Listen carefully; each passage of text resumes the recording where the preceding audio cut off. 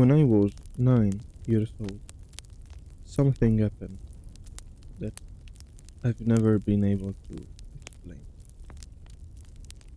Even now, at 33, I can't drive through fog without gripping the steering wheel, like I'm expecting something to step out of the haze.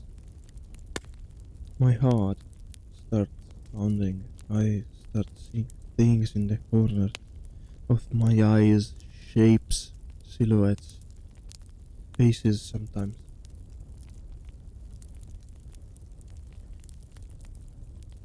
It all started in the fall of 1998 in a tiny town in Pennsylvania no one's ever heard of unless you grew up there or got lost on the way to somewhere better. We had long stretches of nothing, cornfields, woods, rusting train tracks.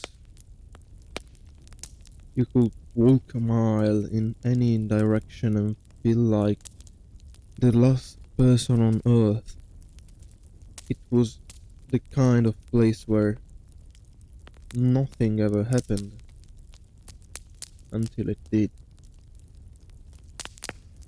And it started with the fog. Not just any fog.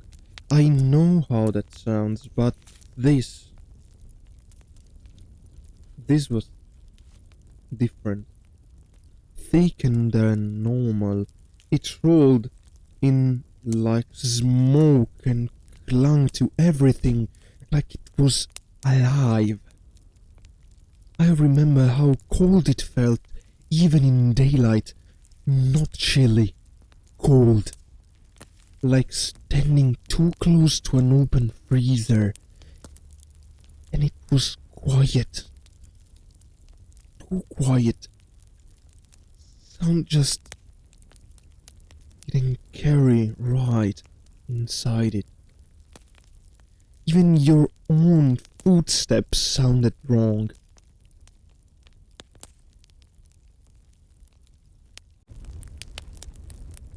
The first time I saw it, I was walking home from school.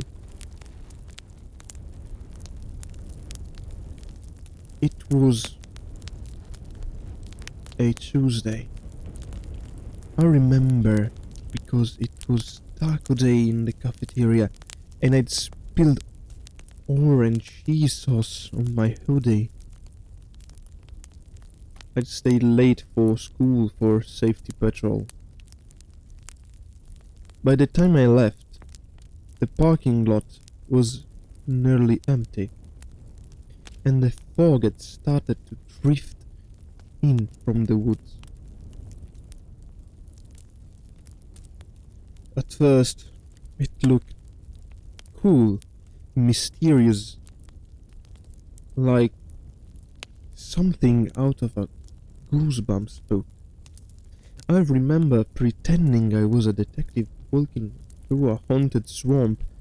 I even had a stick I was using as a flashlight. That's when I saw the man.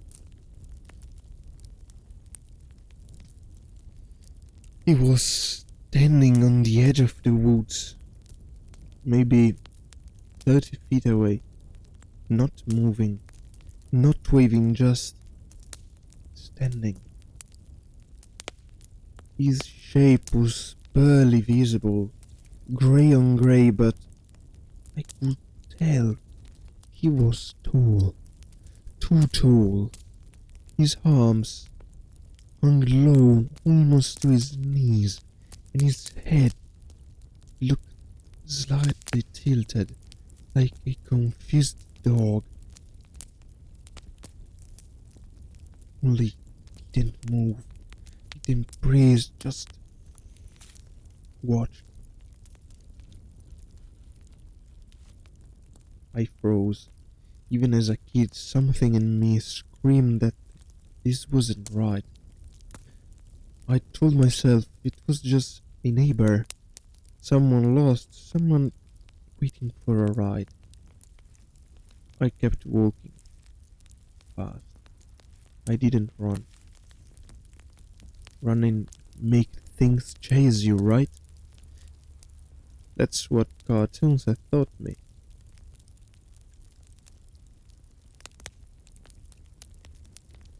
The next day, I told my friend Devin. He didn't believe me, of course, called me a liar, then told everyone I was afraid of the ghost Hogman. I let it go, but inside, I knew what I saw. And over the next few weeks, other kids started talking too. First, it was whispers, then actual stories. People seeing their dogs wouldn't go outside in the fog. They saw people moving in it, not walking, gliding. Teachers tried to calm us down, saying fog plays tricks on the eyes, that it bends light, muffles sound.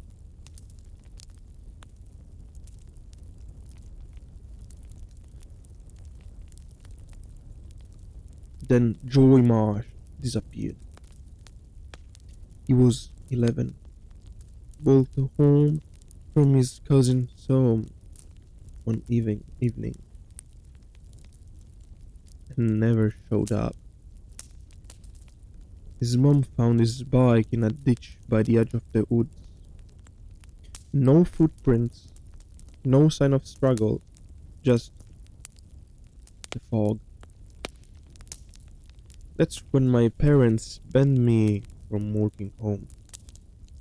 Everyone got paranoid. Some parents pulled their kids out of school completely.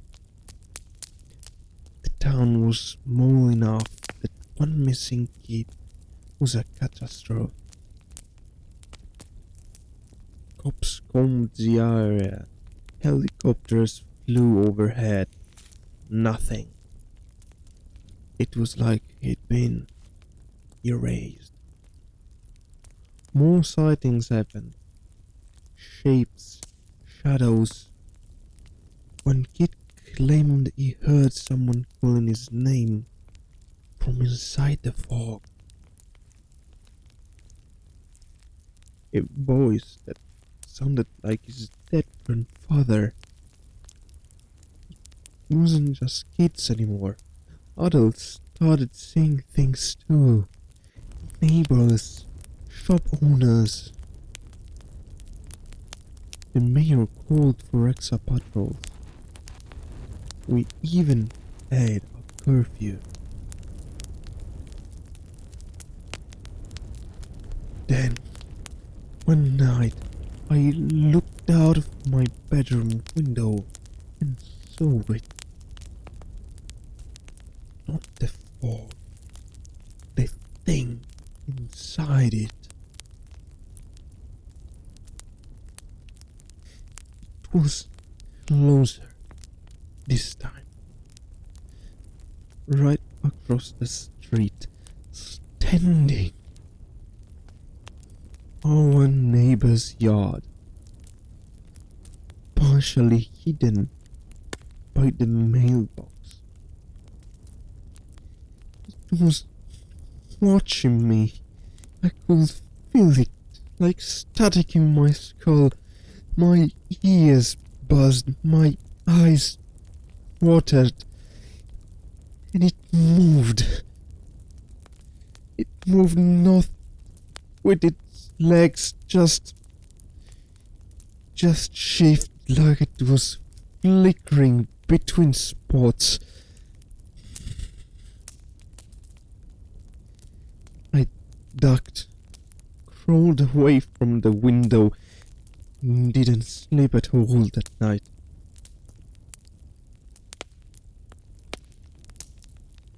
I tried to tell my parents. They didn't believe me. Thought I was traumatized by Joey's disappearance. They made me see a counselor. But it kept happening. Always in the fog. Never in clear weather. Always distant. Till one night it wasn't. That night the fog rolled in thicker than I've ever seen, like a blanket of smoke. Our power flickered twice, then cut out. I remember my mom lighting candles, my dad cursing about the fuse box, and then knocking. 3 soft knocks at the front door. My dad opened it, even though we couldn't see who it was, just the fog staring back. No one there. He stepped out with a flashlight, walked down the porch. I called to him. He didn't answer, just kept walking.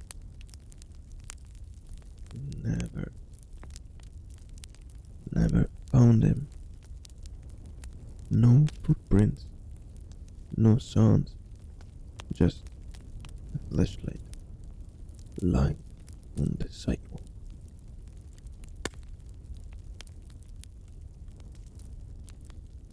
After that, we moved. My mom couldn't take it. She barely spoke for weeks. We left town and never looked back. Now, 2 decades later, I live 2 states away, married, 1 kid. Life's quiet. But last week,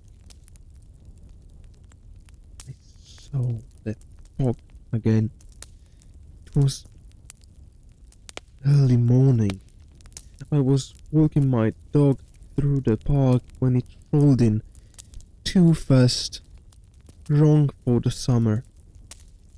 The air went still. My breath frosted even though it was 70 degrees, and I saw it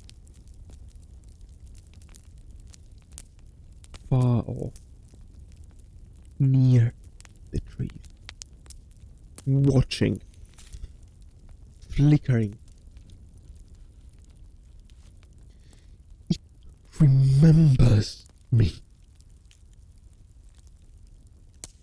And I think it's coming closer.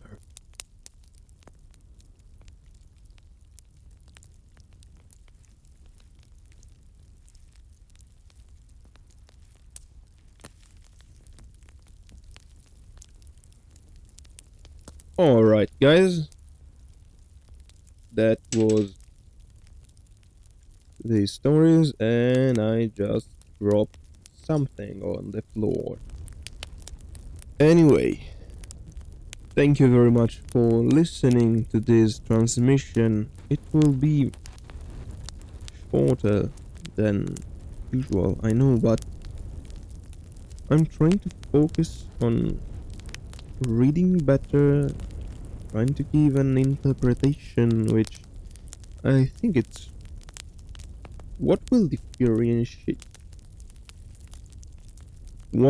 differentiate me from other channels which just use AI to read the stories. So I think that if I get this right, maybe this will be the thing that gives me something valuable, something that will make people come to see the video, right? So that was it for today. Thank you again for listening to this story that is called let me see, I still see it in the fog. I hope you liked it. I hope you liked the video.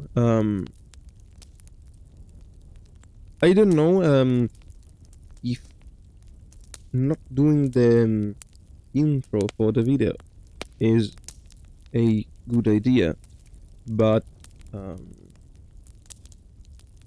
maybe. So I want to try it this way and then make a little salute at the end of the video. So let me know what you think about this in the comments. Thank you for all the subscriptions that I've been seeing these days. As always, new channel. I'm pretty happy that I'm seeing all this. So I hope you have a good day, and I'll see you at the next episode.